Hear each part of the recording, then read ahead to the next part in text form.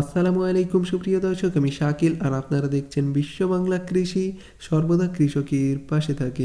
সুপ্রিয় দর্শক, ১ টাকা খরচ করে জৈব কীটনাশক বানিয়ে নিন এবং এই কীটনাশক যদি গাছে প্রয়োগ করা হয় তাহলে কোনো ধরনের পোকার আক্রমণ হবে না এবং খুব সহজে, খুব কম পরিশ্রমে আপনারা এই কীটনাশকটি তৈরি করতে পারবেন এবং আপনাদের গাছগুলো থাকবে হেলদি এবং পোকামাকড়ের আক্রমণ লক্ষ্য করা যাবে না। সুপ্রিয় দর্শক, এই কীটনাশক কিভাবে প্রস্তুত করতে হয় দেখার জন্য অবশ্যই ভিডিওটি শেষ পর্যন্ত দেখবেন এবং এই চ্যানেলে যদি আপনি নতুন হয়ে থাকেন তাহলে অবশ্যই চ্যানেলটি সাবস্ক্রাইব করবেন এবং পাশের নোটিফিকেশন বেলটি অন করে দেবেন। তো চলুন বন্ধুরা, শুরু করা যাক। সুপ্রিয় দর্শক, এই কীটনাশকটি প্রস্তুত করতে প্রয়োজন হবে মেহগনি গাছের ফল এবং এর পরিবর্তে আপনারা ভাটি পাতা ব্যবহার করতে পারেন, আতার পাতা ব্যবহার করতে পারেন ইত্যাদি তেতো জাতীয় ফল বা পাতা আপনারা ব্যবহার করতে পারবেন। এবং আমি এখানে ব্যবহার করছি মেহগনি গাছের বীজ। আর এই বীজটা অবশ্যই দেখতে পাচ্ছেন, এই বীজের শেষ প্রান্ত মোটা অংশে ভিতরে একটা দানা থাকবে। এই দানাটা প্রচুর পরিমাণে তিতো হয় আর কীটনাশক হিসেবে আমি এটাকেই ব্যবহার করব। এবং আরও দু একটা বীজ আছে, এই বীজগুলিকে আমি ছাড়িয়ে নেব এবং ভিতরের দানাটা বার করে নেব। এবং আপনারা যদি ভাটি পাতা বা আতার পাতা ব্যবহার করেন তাহলে সেটাকে থেতো করে রসটা অবশ্যই বার করে নিতে হবে এবং এই একই প্রসেসে আপনারা সেম কীটনাশক তৈরি করতে পারবেন। আর এখানে আমি কয়েকটা বীজ ছাড়িয়ে নিচ্ছি। এই বীজগুলিকে অবশ্যই ছাড়িয়ে নেওয়ার পর এই বীজটাকেও থেতো করে নিতে হবে। আমি বেশ কয়েকটি বীজ সংগ্রহ করে নিয়েছি এবং 500 ml পানির জন্য এই বীজগুলি যথেষ্ট। এই বীজগুলি প্রচুর পরিমাণে তিতো হয়, এজন্য অবশ্যই মিক্সার গ্রাইন্ডার ব্যবহার করবেন না।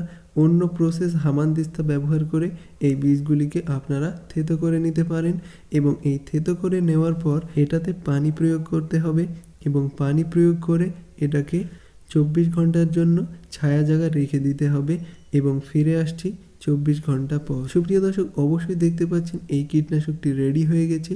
এবার আমি এটাকে খুব ভালোভাবে পানির সাথে মিশিয়ে নেব। খুব ভালোভাবে পানির সাথে মিশিয়ে নেওয়ার পর এটাকে একটা পাত্রে ঢেলে নিতে হবে এবং পাত্রে ঢেলে নেওয়ার পর এটাতে আরও পানি অ্যাড করতে হবে। এটাতে 500 ml পানি অ্যাড করা যেতে পারে এবং বীজের পরিমাণ যদি বেশি হয় তাহলে আপনারা 1 লিটার পানি প্রয়োগ করতে পারেন, কোনো অসুবিধা নেই।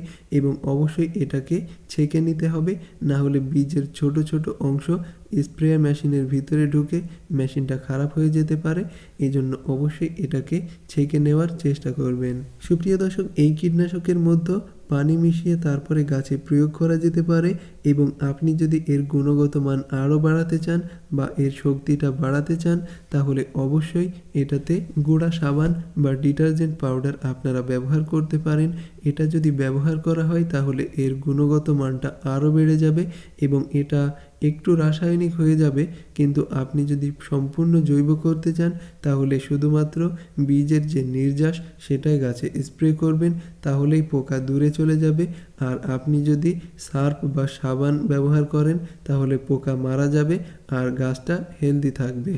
গুঁড়া সাবান বা ডিটারজেন্ট পাউডার ব্যবহার করার পর খুব ভালোভাবে এই পানিটা মিশিয়ে নিতে হবে। ডিটারজেন্ট পাউডার, সাবানের গুঁড়া, শ্যাম্পু ইত্যাদি ব্যবহার করতে পারেন। এটা খুব ভালোভাবে পানির সাথে মেশা প্রয়োজন, এটা অবশ্যই আপনাকে মাথায় রাখতে হবে। এরপর এটাকে স্প্রে বোতলে ভরে নিতে হবে এবং স্প্রে বোতলে ভরে নেওয়ার পর ডাইরেক্ট গাছে স্প্রে করতে হবে এবং গাছে স্প্রে করার পরে আপনারা অবশ্যই দেখতে পাবেন যে পোকা আপনার গাছটিকে ক্ষতি করছে সেটা অবশ্যই মারা যাবে।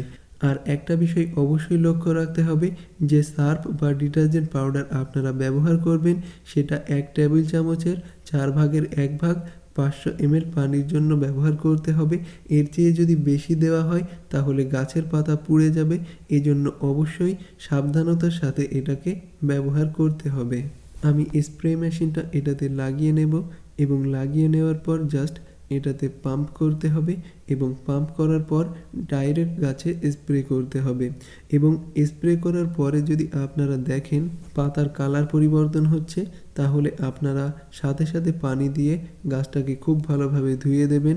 ওটাতে সার্ফ বেশি হয়ে গেছে, এজন্যই পাতার কালার ডিসকালার হয়ে যাবে। এটা অবশ্যই লক্ষ্য রাখতে হবে। এবং যদি ডিটারজেন্ট পাউডার বা সাবানের গুঁড়া, শ্যাম্পু ইত্যাদি ব্যবহার করেন তাহলে অবশ্যই কম মাত্রায় ব্যবহার করতে হবে। আর এই কীটনাশকটি অবশ্যই সপ্তাহে একবার করে ব্যবহার করতে হবে। সুপ্রিয় দর্শক, আশা করি আপনাদের এই ভিডিওটি ভালো লেগেছে। ভিডিওটি ভালো লাগলে অবশ্যই লাইক করবেন এবং বিশ্ব বাংলা কৃষি চ্যানেলের সাথে থাকতে অবশ্যই চ্যানেলটি সাবস্ক্রাইব করবেন এবং পাশের নোটিফিকেশন বেলটি অন করে দেবেন। ধৈর্য ধরে ভিডিওটি শেষ পর্যন্ত দেখার জন্য আপনাকে অসংখ্য ধন্যবাদ। থ্যাঙ্কস ফর ওয়াচিং বিশ্ব বাংলা কৃষি।